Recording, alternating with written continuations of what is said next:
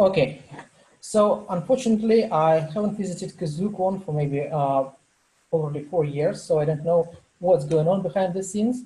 So it's a bit of lyric of and how it looks from afar, maybe. The couple slides. So do you remember this? The Kazoo, no, KazooCon 2020. Dayton, you should, I believe. And Yeah, I remember it. yes, it's a funny thing. So actually, this is a bit of nostalgia about open source Kazoo era. Yeah, I don't know when it finished, but I remember it was. And this was a time when we used Kazoo as an example of how each and every Kazoo user should build its own UI here. And we all were suffering because of absence of internet localization. Okay, sorry. Yeah, and we were waiting for Monster and thinking that Miracle will be next month or maybe next year, but telephony will be free and open source forever. Yeah. But now we've got some different stuff, and this is how I can see it from afar, just not visiting KazooCons and not thinking and not hearing what people are thinking about that.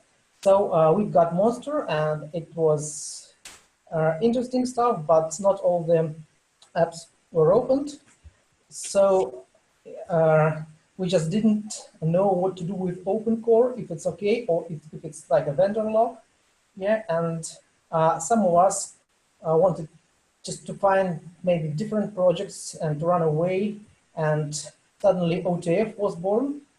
And actually, just because I'm not a regular visitor of your meetings, I just still don't know how to communicate with that and how I can be useful and what is it for. And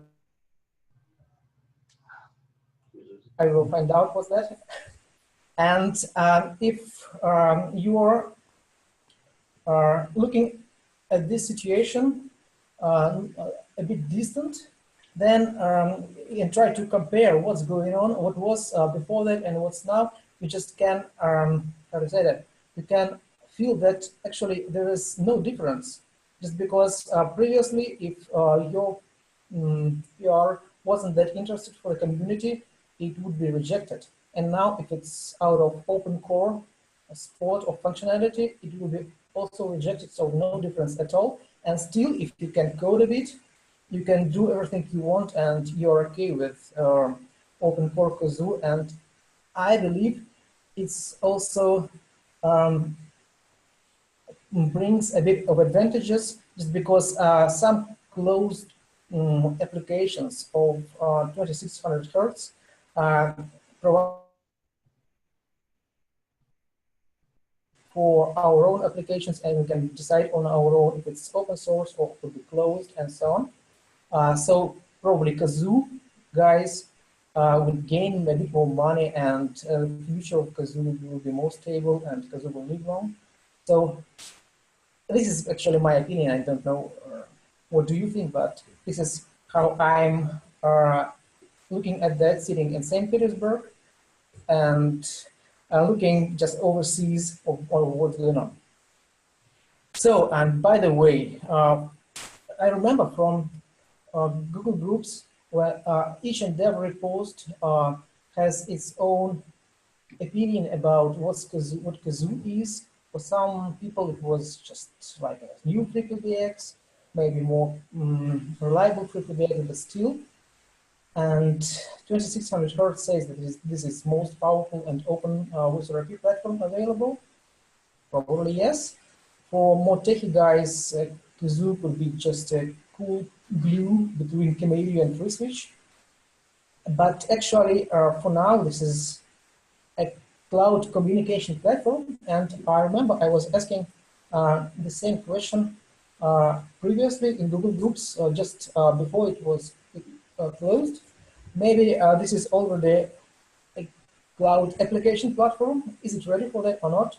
Why I'm asking is just because this is distributed system which can scale horizontally, very good. Yes, we remember about Big Couch, but still, it has all the stuff that's needed to do business in the clouds, and not only for regarding telephony, but everything what you'd like to do over there. Just like if you want to sell potatoes online, why not to try Kazoo? Because you can do, it is reliable, it has database, you can create your own UI and what's not. So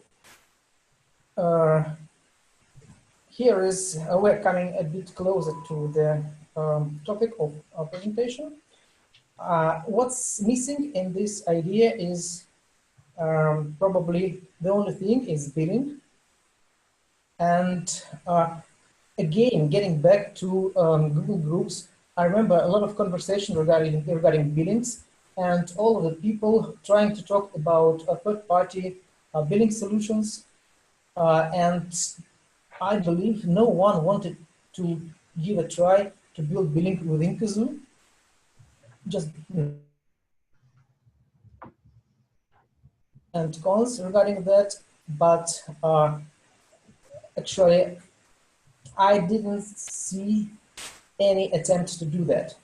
And maybe because of that, it looks like a very interesting challenge. And this was what I wanted to do sometime, and I decided to spend time for that. And here is what was the reasons. Actually, I was also running a third-party billing, and for me, it was a single point of failure just because it was a rating and billing system. It was running MySQL and radios, and it was just a single machine. So don't matter how much Kazoo knows you got, if this machine fails, everything's standing still. Actually, just because we are living over here in Russia, we needed another payment gateways, which is easy to understand, I believe. Just because Braintree don't want to work in Russia and so on. And actually, we are a really small company. We've got just 2 engineers, and we need to try to run all of our services within the same technology stack, just to not to hire army of admins, and to be able to make all the work on ourselves. Even if one goes away, another could do all the stuff on its own. So there was a plan just to give a try to build a billing system within Kazoo. I used the same stack as Kazoo was developed, just because we need to run Kazoo and there is no choices, no options. So it should be Erlang and so on. And just because even these times when everyone was waiting for Monster and using Kazoo UI, it was easily to understand that soon the whole world will look very similar with its code flow builder, how Michael says, the black one. And it wasn't really interesting just to look like tens, maybe hundreds of thousands of others. So this is how our technology stack could look like. So the backend Kazoo app is easy, early detail. It's templated language if someone forget. Cowboy with WebSockets, everything built on Erlang. And actually, front end or UI could be built with the same technology too. And with no exceptions, with no any difficulties. And we decided to choose Zatonic framework, which is actually a content management system and framework in one. We don't use content management system, just Erlang libraries that written in Zatonic just to handle requests, HTTP requests and so on. And the funny thing over here is, as Zatonic evolves at the moment quickly too, and they say that Zatonic libraries and hex packages will be published soon, so it could be used in your own Erlang application. And what does this mean? This means that we can build a Kazoo application which can provide which can serve HTTP requests, and you've got your own web server with your own UI right in your Kazoo installation, and not just a crossbar. It's maybe not a good idea, maybe a good idea. I just don't care, but it's a funny thing and it's interesting. A bit about the UI that was built. It's actually one of the reasons it was built is the lack of localization at that moment. And if you remember, once the UI was promised in 1 year, then it showed up only in 2, and still it was a kind of a not very finished application. So I just decided not to wait and to create something similar to Kazoo UI, but with localization.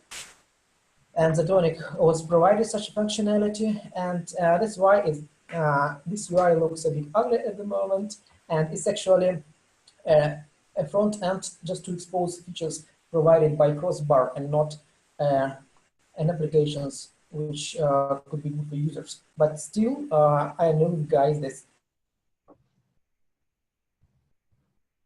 use our one, and there is not a problem. And certainly, it should be written a bit at least. Some facelift should be done. Just we'll see what we'll do very soon. It actually serves administration, monitoring, and customers' needs. You can see this next to the next slides. I don't know if you can see anything over here, but here is just administration of Kazoo as a cluster. You can manage outbound routing over here. It's exactly what Michael was talking about. I mean, global, local resources, and so on. You can edit notification templates and some billing stuff. It's a bit of monitoring, so you can see system-wide registrations, system-wide current calls. And the funny thing that this is the basic things that you need to have just to monitor cluster. But I remember that still, just to expose this information, PRs were needed. It was strange, but it is. So now it's also exactly like Kazoo UI manages accounts with small additions regarding billing.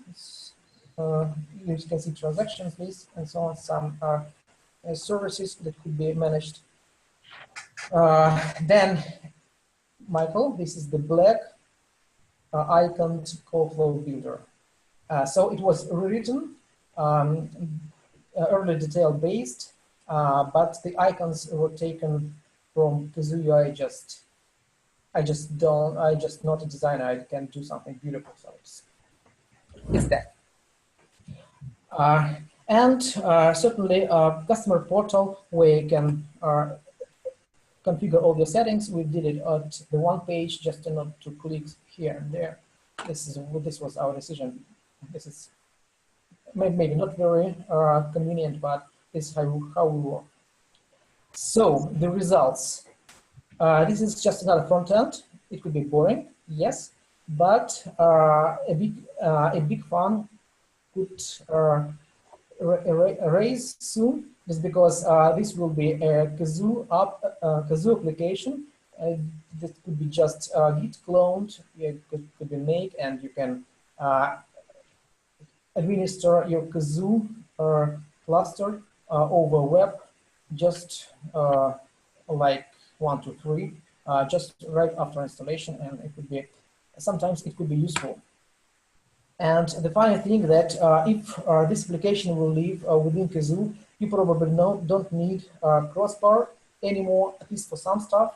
It could be a bit dangerous, but could bring also some fun, just because Zatonic runs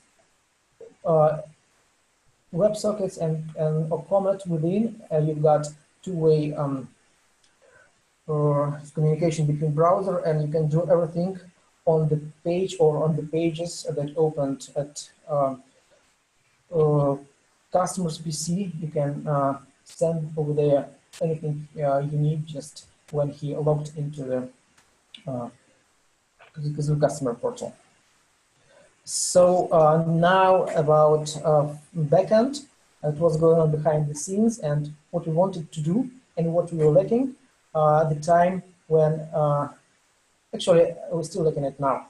Okay, so we just wanted to create a real-time billing, and third-party billing isn't that good for that just because it brings more problems than solutions, I believe, when you're trying to get different service plans to be done. So we decided that to build real-time Kazoo billing can solve us a lot of problems. And besides that, there was some questions from our customers if they gain the to provide an independent action for resellers at all. So there some patches were needed just to let a reseller act independent on each level within Kazoo, just like different currency, different balance, and not bind its balance or balance of its customers with balance of Kazoo super admin. I don't know if you remember this problem, but it was such things. So getting back to payment gateways, we've created some as an example. It's PayPal and Yandex Money. PayPal is more for customers from abroad, and Yandex Money is for Russia. It's very widely used over here. And there was also a problem that the billing that was done in Kazoo by 2600 Hertz were heavily relying on Braintree, and monthly recurring charges and in other stuff and in transactions were stored within Braintree, and all the actions were made against customers' accounts somewhere outside Kazoo, which wasn't acceptable for us. So we decided that all the balance actions, all the transactions should be done against the local balance. And our Kazoo system is not allowed to do any tricks with external customers' accounts, I mean bank accounts, with one exception is Braintree, just because it was already over there, and what would you, we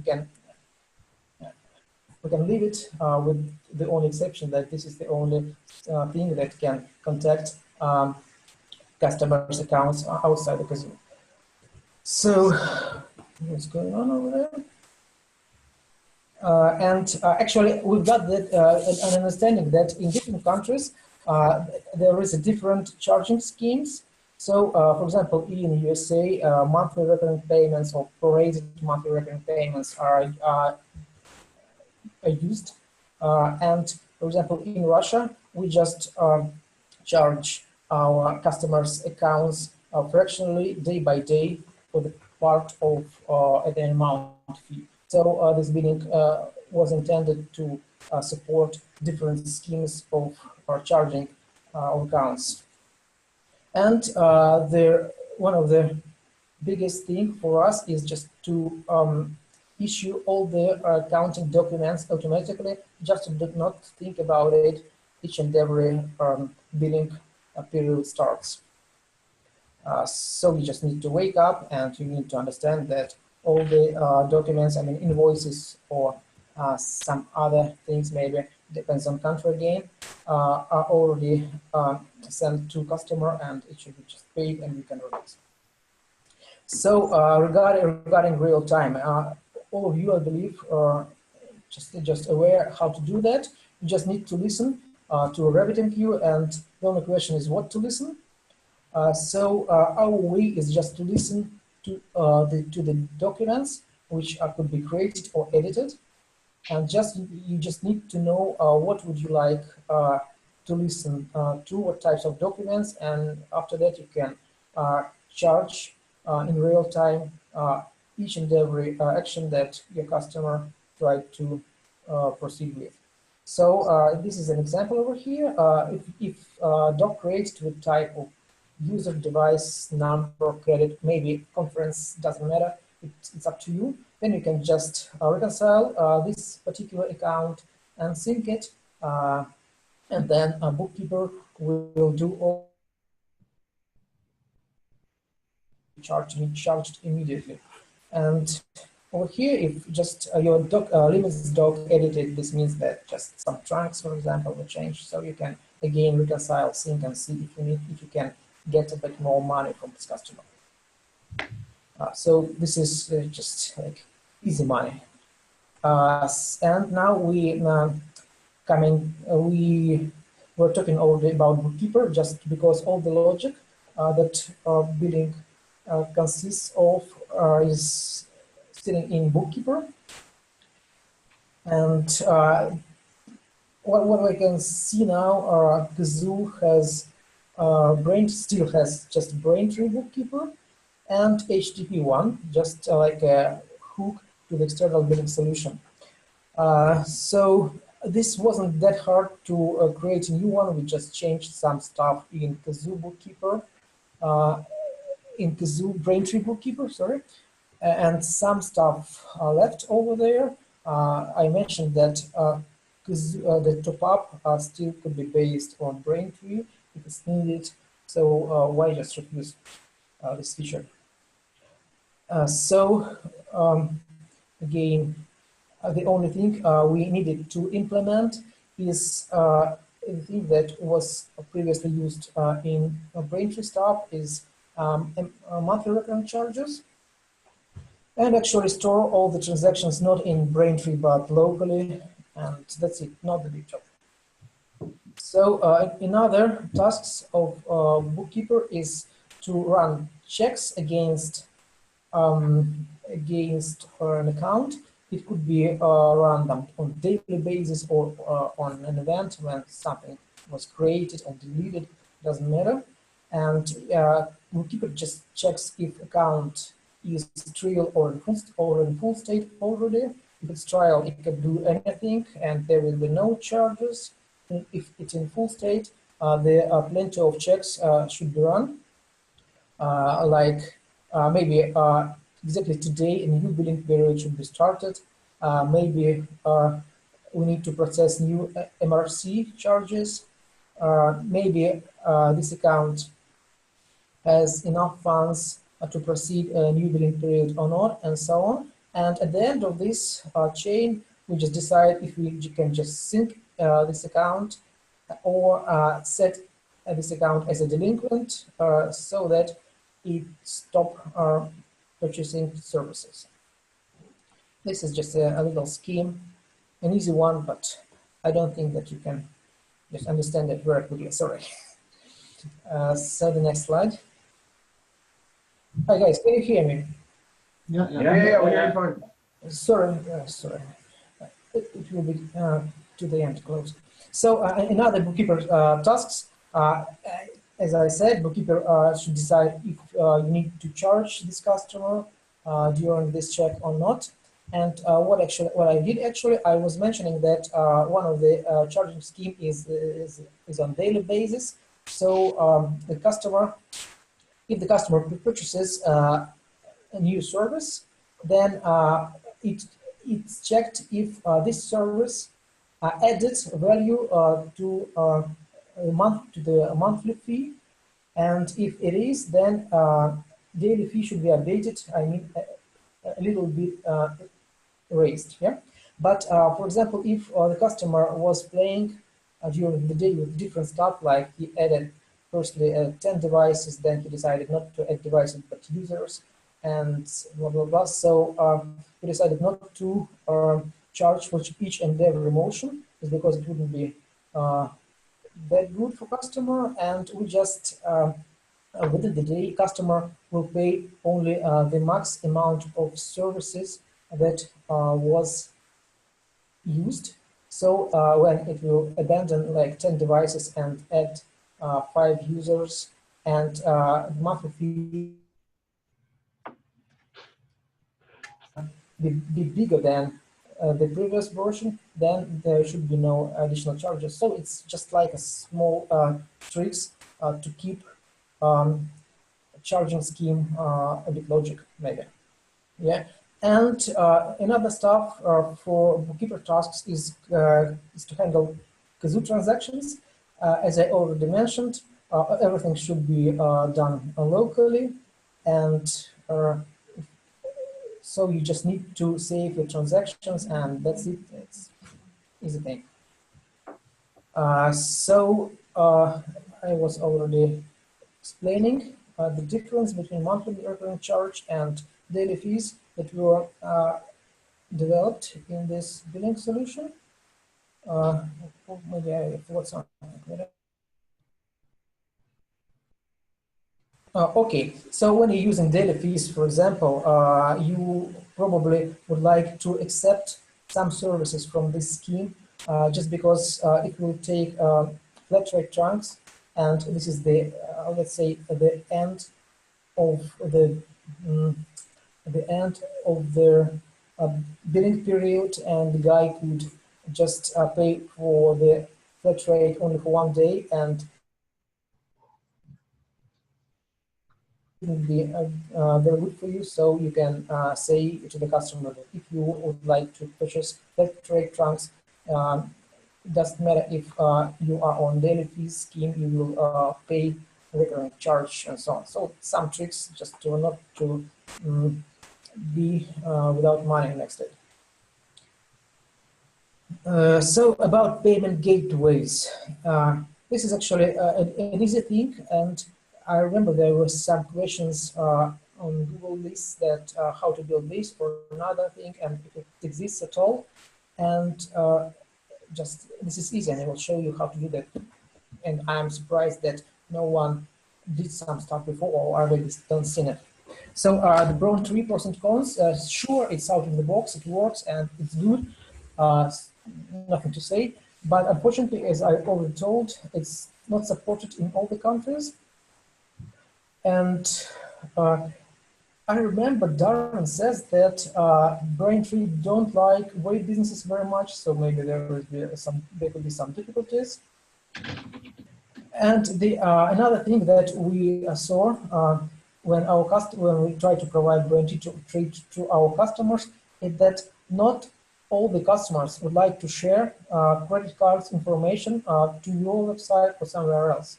So if they understand that their credit cards credentials are stored somewhere, they get nervous.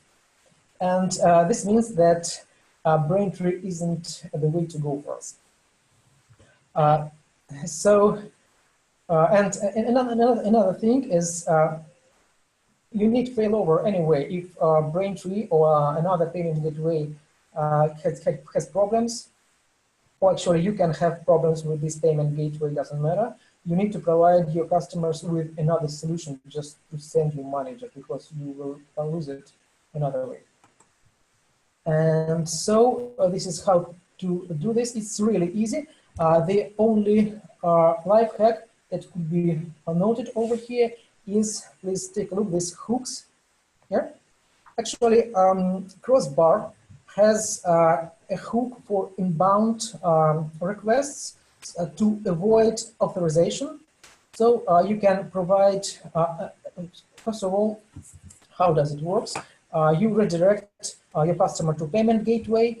This customer does all the authorization things over there, sends the needed money, and a payment gateway sends a hook to your service with approval that this payment was done.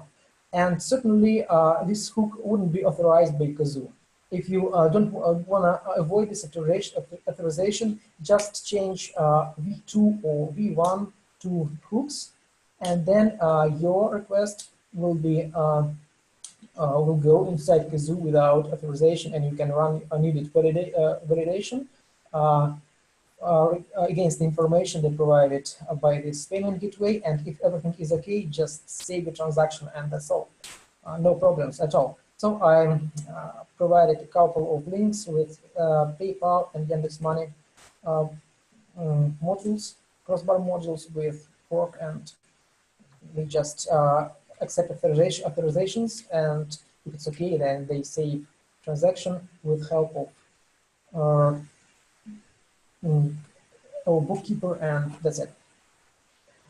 So what we have to that, and this is actually how the page look like. So you can see here edit a payment, PayPal electronic payment gateway. You can just click to PayPal, you will be sent to PayPal, do all the things you need over there, and then your Kazoo system will accept and the money, and this transaction will be stored in your CouchDB. Easy. Braintree, just because it is already over there, it works too. And on the other side, there's some MRC charges like users, E11 services, DIDs, and so on. So I believe that's all, because I didn't get enough time to prepare a bit more information, but this is what I wanted to tell you. No, sorry. And regarding, certainly you need your docs to be prepared, and the docs should contain different information like accounts, details, reseller details, just how much services were purchased, and so on. And then you can provide to this information template you need, and every detail will boil you a PDF file with beautiful information regarding how and how much customer should pay. And it could be done automatically and without any problems. You just need to edit your template through your portal. That's it. Wow. Sorry. This should be merged. That's guys, huge. Sorry for my English. Did you understood at least half of it? Just fine. Yes, brother, I understood everything.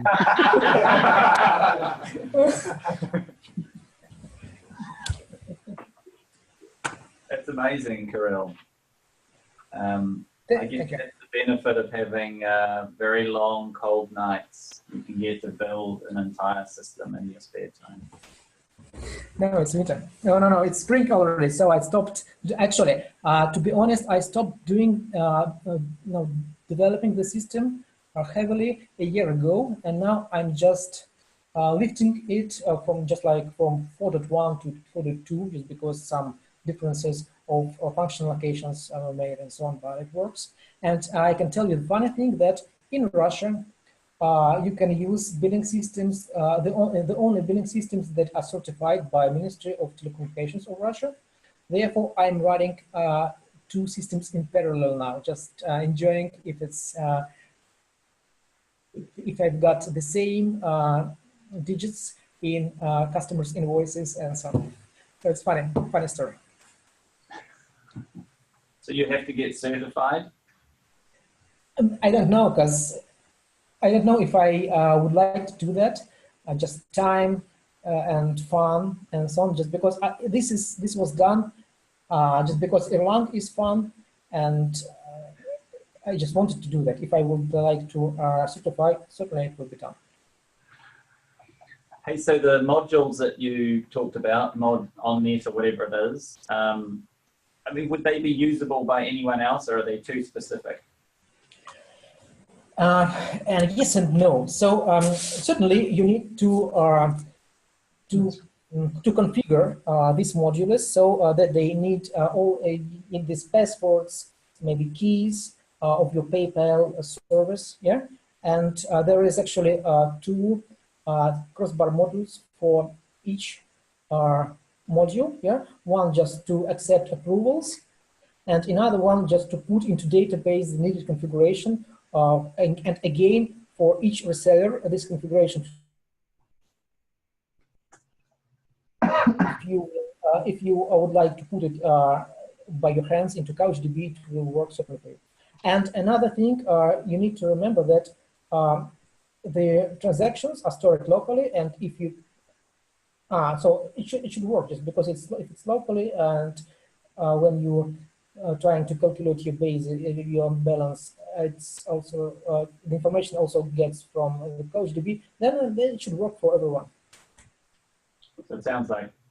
Yeah. So we have the same needs, I guess you could say, but we use FreshBooks for a lot of stuff. But we kind of blended FreshBooks and Braintree to kind of work best for us. And in the course of doing what we don't actually use that his bookkeeper module. However, I did look at it while I was writing my own because I was facing a lot of the similar problems. But he kind of worked through things differently. It's usable. I mean, it's funny that he did a presentation. It's good. Cool. Any other questions? How many potatoes have you sold online? Okay, so sorry guys, I can't hear you well. How many potatoes I sold? Yeah. Yeah. Oh, I told you, we're a small company, so just a couple of them, but on daily basis.